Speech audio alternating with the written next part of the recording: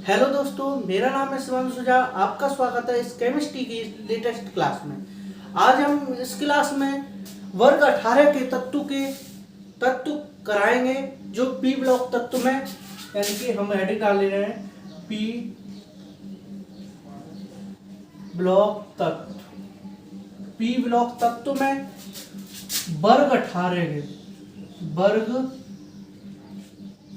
18 P block तत्व में वर्ग 18 उत्कृष्ट गैस है।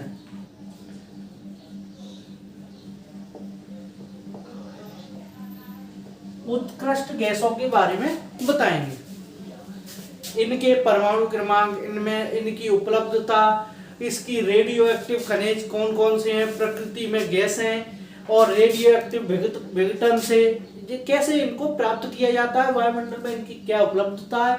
सबसे पहले हम वर्ग 18 के तत्व सबसे पहले यहां लिख लेंगे उपलब्धता।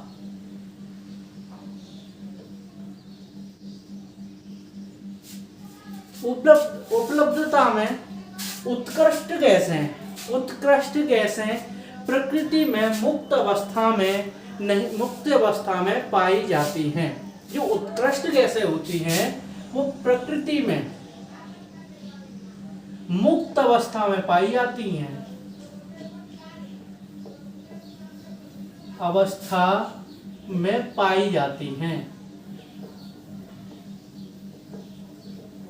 ये उत्कृष्ट गैसें हैं, प्रकृति में मुक्त अवस्था में पाई जाती हैं। इनके प्रमुख स्रोत निम्नलिखित हैं। इनके प्रमुख स्रोत निम्न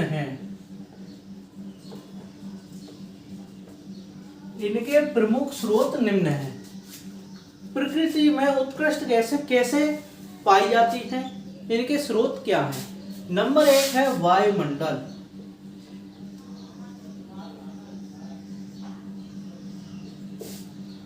वायुमंडल में लिखिए आप रेडॉन को छोड़कर,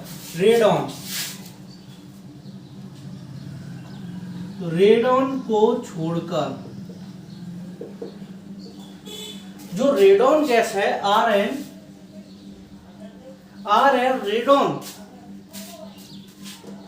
रेडॉन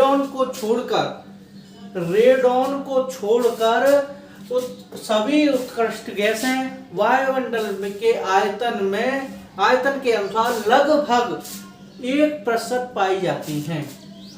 रेडॉन को छोड़कर सभी 1% पाई जाती हैं। रेडॉन को छोड़कर सभी 1% पाई जाती हैं। अब है इसकी रेडियो एक्टिव खनिज। नंबर 2 है रेडियो एक्टिव खनिज।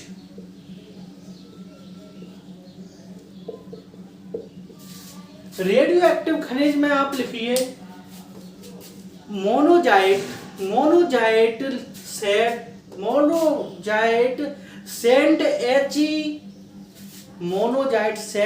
He का प्रमुख स्रोत है। मोनोजाइट सेंट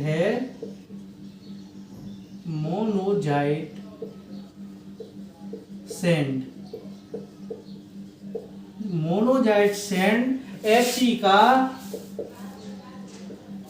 का प्रमुख स्रोत है, यानी कि मोनोजाइट सेंड हीलियम का प्रमुख स्रोत है। इसके अतिरिक्त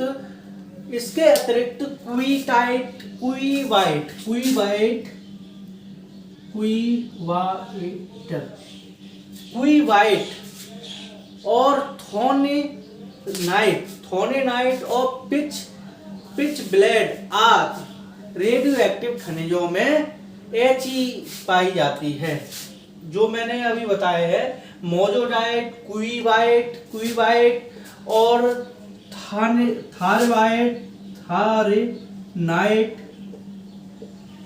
थारनाइट और पिच ब्लेड आदि में ये सभी रेडियो एक्टिव तत्व हैं।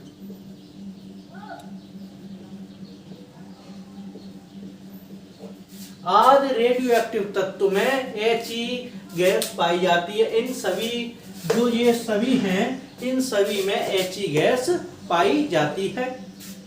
अब अगली हेडिंग है हमारी प्राकृतिक गैस। प्राकृतिक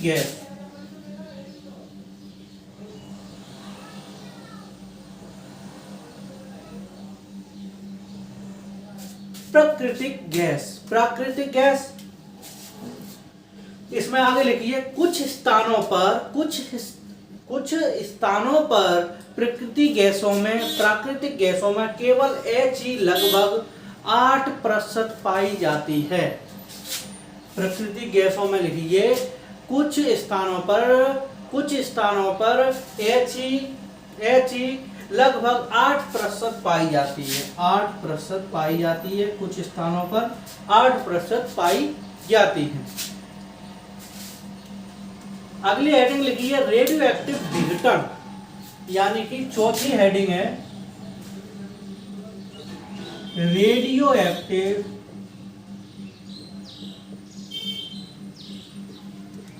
विघटन। अगली हेडिंग है रेडियो एक्टिव विघटन। तो रेडियो एक्टिव विघटन में रेडियो जो एक्टिव तत्व होते हैं, जो रेडियो एक्टिव तत्व है रेडियम Ra से विघटन Ra के विघटन से Rn रेडॉन तथा हीलियम प्राप्त होती है। Ra के विघटन से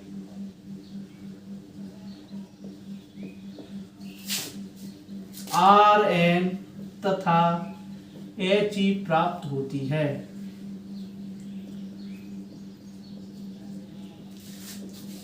जब Ra का विघटन होगा तो Rn रेडॉन तथा He गैस प्राप्त होगी। अब 88 226 सॉरी, यहाँ 88 Ra 226 एरो ये अल्फा किरण निकाल रही है। मैंने आपको बताया था कि जो रेडियो एक्टिव तत्व होते हैं उनमें से स्वतः ही अल्फा बीटा गामा किरणें स्वतः मुक्त रूप से निकलती रहती हैं। ये Ra रेडियो एक्टिव तत्व है, Ra रेडियो एक्टिव तत्व है। रेडियम, अब इसमें से अल्फा किरण निकल रही है, तो 84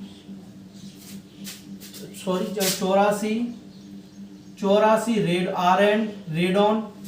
अब Rn का परमाणु भार 222 प्लस 2 He, इसका परमाणु क्रमांक 4 ये निकलेगा, यानी रेडॉन में से Rn तथा He गैस प्राप्त होगी। अगला है अक्रिय गैस है। अक्रिय गैसों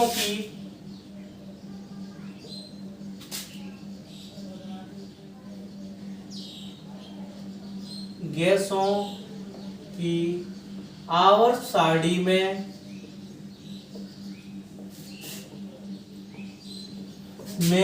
स्थिति।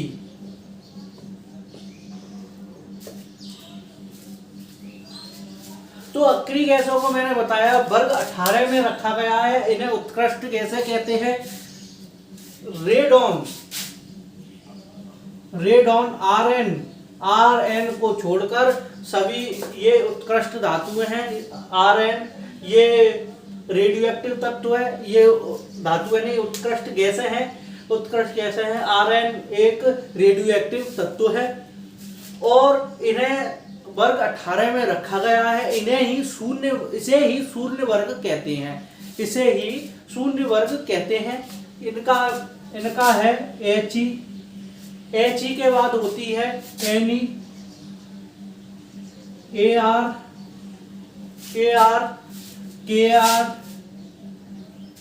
KR के बाद XC जीनोन और RN रेडॉन। अब इनकी स्थिति के बारे में हम बात करेंगे। इन्हें वर्ग 18 या 0 वर्ग में रखा गया। इनमें 6 तत्व हैं, हीलियम, नियॉन, रेडॉन। इनमें रेडॉन रेडियो एक्टिव तत्व है, ये एक रेडियो एक्टिव तत्व मैंने आपको बताया था। और ये सभी रासायनिक दृष्टि से अक्रियाशील हैं। ये जो सभी हैं ये अक्रियाशील हैं। ये रासायनिक दृष्टि से सब अक्रियाशील हैं। XC क्रिया करती है, ये क्रिया करती है, वो मैं आपको अगले बाद में बताऊंगा। पहले मैं इसके बारे में पूरी बता देता हूं। अब स्थिति पे बात हो गई, तो अभिक्रिया ये अर्थात ये अभिक्रिया में भाग नहीं लेते हैं। यदि किसी पदार्थ से क्रिया, यदि यह जो ये है ये किसी पदार्थ से क्रिया नहीं करते हैं, ये किसी पदार्थ से क्रिया नहीं करेंगे। इनकी बाहरी कक्षा पूरी भरी होती है, इनकी बाहरी कक्षा में पूरे इलेक्ट्रॉन होते हैं, तो तभी इन्हें उत्कृष्ट धातुएं कहा गया। इनके बाहरी कक्षा पूर्ण भरी होती है।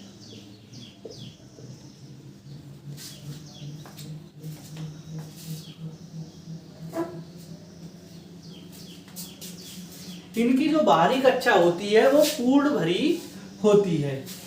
अब हम बात करेंगे, इसलिए इन्हें उत्कृष्ट गैसें कहते हैं। ये यहाँ तक तो आपको समझ में आ गया। अब इनके बात करेंगे हम इलेक्ट्रॉनिक विन्यास।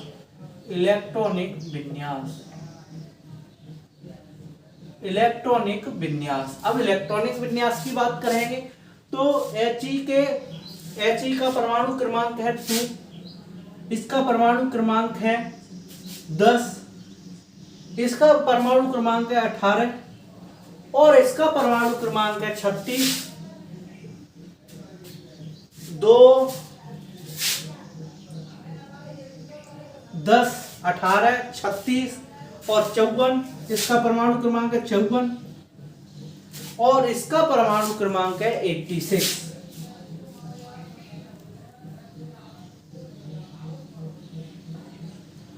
अब इसके हम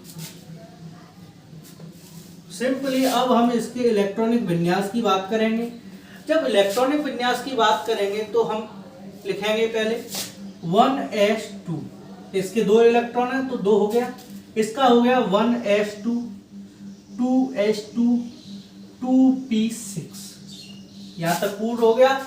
2 और 2 4 और 6 10 इलेक्ट्रॉन पूरे हो गए। अब मैं आपको एक बात और बताऊं, हमें किसी भी धातु या किसी का भी हम परमाणु जब उसका इलेक्ट्रॉनिक विन्यास करते हैं तो हम यहाँ उतने ही इलेक्ट्रॉन लेते हैं। आप कहीं एग्जाम में कोई लिखा हुआ आ गया कि इसका इलेक्ट्रॉनिक विन्यास लिखिए, अगर आप लिख रहे हो आप लिखते चले गए 2f ये ऐसे लिख दिया तो वो आपका गलत हो जाएगा। हम ये लिखने के बाद पहले देखते हैं कि हमारे जो ये हैं इलेक्ट्रॉन ये पूरे हो रहे हैं कि नहीं हो रहे हैं। तो मैं इसका पहले आपको कक्षा दिखाऊं इसकी। जैसे He का ये हो गया हमारा प्रोटॉन प्लस न्यूट्रॉन और ये हो गई कक्षा, एक इलेक्ट्रॉन यहाँ है और एक इलेक्ट्रॉन यहाँ है। तो इसकी एक ही कक्षा है, एक कक्षा में 2 इलेक्ट्रॉन इसके चक्कर लगा रहे हैं He के। अब Ne की बात करें तो Ne का यहाँ हम एक नाभिक बनाएंगे, उसमें एक कक्षा 2 कक्षा। एक कक्षा में 2 इलेक्ट्रॉन होते हैं, ऐसे होते हैं 2 8 18 और 18 32 डॉट डॉट डॉट ऐसे करके होती है। 2 8 18 18 32। तो अब दूसरे ये यहाँ दो इलेक्ट्रॉन हो गए। अब इस कक्षा में जब ये पूरी भरी है कक्षा, तो 2 यानी कि ये जो पहला नंबर होता है ये हमारे कक्षाओं को निरूपित करता है। यानी कि जो पहला नंबर होता है ये कक्षाओं को निरूपित करता है। तो ये पहली कक्षा के लिए, पहली कक्षा में 2 इलेक्ट्रॉन भर दिए। अब दूसरी कक्षा में 2 और 4 यानी 2 और 6 8 इलेक्ट्रॉन भरे जाएंगे। 2 इलेक्ट्रॉन पहले से भरे हुए हैं, 2 3 4 5 6 7 और 1 8 यही मान लीजिए। अब 8 इलेक्ट्रॉन हो गए, तो ये होगी एनी की कक्षा में पूरी कक्षा इसकी भरी हो गई। अब AR का इलेक्ट्रॉनिक विन्यास लिखते हैं। तो AR का लिखेंगे तो 1s2 2s2 2p6 3s2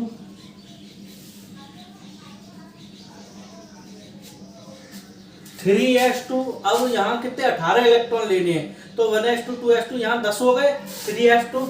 अब 3p6 पूरे इलेक्ट्रॉन हो गए, 3p6 पूरे इलेक्ट्रॉन हो। अब 36 AR का लिखते हैं। तो 1s2 2s2 2p6 1s2 2s2 2p6 फिर 3s2 3p6 3d10 और 4s2 और 4p6 यानी कि पूरी कक्षा सबकी पूरी भरी होगी। एक भी इलेक्ट्रॉन वही जो परमाणु होते हैं जिनकी कक्षाएं अपूर्ण होती हैं या फिर अपूर्ण होती हैं, वही क्रिया करते हैं। जिनकी कक्षाएं अपूर्ण होती हैं वही क्रियाएं करते हैं। अब 54 जीनोन का लिखते हैं हम 1s2 2s2 2p6 3s2 3p6 3d10 4s2 4p6 4d10 अब 4d10 के बाद 5s2 और 5p6। इसकी 5 कक्षाएं हो गई, इसकी 4 कक्षाएं, इसकी 3 कक्षाएं, इसकी 2 कक्षाएं और इसकी 1 कक्षा। ठीक है। अब हम रेडॉन का लिखते हैं तो 1s2 2s2 2p6 3s2 3p6 3d10 4s2 4p6 4d10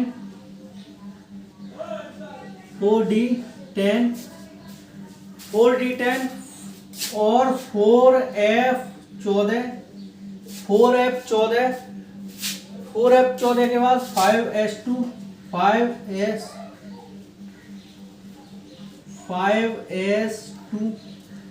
5s2 के बाद 5p6 के बाद 5d10 6s2 6p6 यानी कि 6p6 तक इसके इलेक्ट्रॉन हैं। ये आपको इलेक्ट्रॉनिक विन्यास समझ में आ गए होंगे। अगली हम बात करेंगे भौतिक अवस्थाओं के बारे में। भौतिक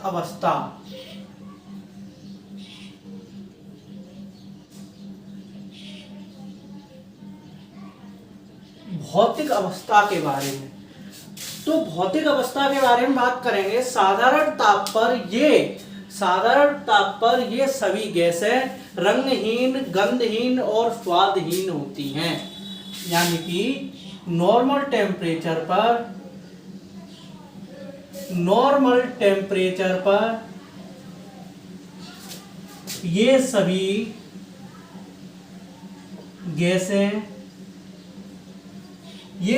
गैसें रंगहीन, गंधहीन एवं स्वादहीन होती हैं।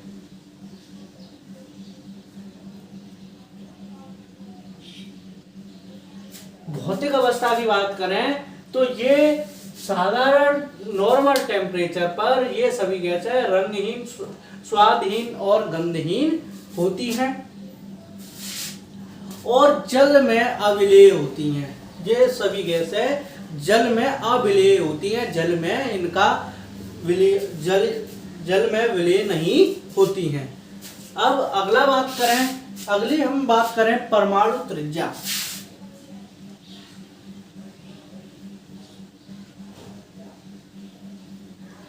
अगली हम बात करें परमाणु त्रिज्या, तो इनकी परमाणु त्रिज्या किसी भी आवर्त में सबसे बड़ी होती है। इसकी परमाणु त्रिज्या किसी भी आवर्त में सबसे बड़ी होती है, क्योंकि उत्कृष्ट गैसों की वान डेर वाल्स त्रिज्या मापी जाती है। क्योंकि उत्कृष्ट गैसें जो होती हैं, 0 वर्ग की जो गैसें होती हैं, उनकी वान डेर वाल्स त्रिज्या मापी जाती है। जब शेष तत्वों की धात्विक त्रिज्या सहसंयोजक त्रिज्या से मापी जाती है। वर्ग में जो वर्ग होता है, वर्ग में ऊपर से नीचे आने पर अक्रिय गैसों की परमाणु त्रिज्या क्रमिक रूप से बढ़ती है। वर्ग में ऊपर से नीचे को आएंगे तो उत्कृष्ट गैसों की परमाणु त्रिज्या क्रमिक रूप से बढ़ती है। परमाणु त्रिज्या क्रमिक रूप से बढ़ती है, क्योंकि कक्षाओं की संख्या भी बढ़ती है। मैंने आपको बताया था कक्षाओं की संख्या बढ़ती है, 1 2 3 4 5 6 ये कक्षाएं हैं। इनकी कक्षाओं की संख्या बढ़ती है तो इनकी परमाणु त्रिज्या भी बढ़ती है। अगली हम बात करेंगे इलेक्ट्रॉन बंधुता, इलेक्ट्रॉन उपलब्धि कह लो या फिर एंथैल्पी कह दो,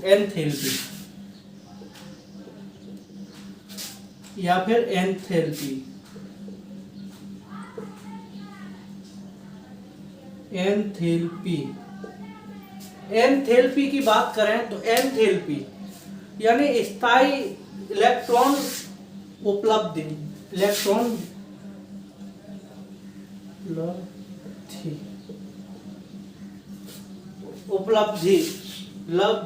लब्धि कर लो यहाँ अब,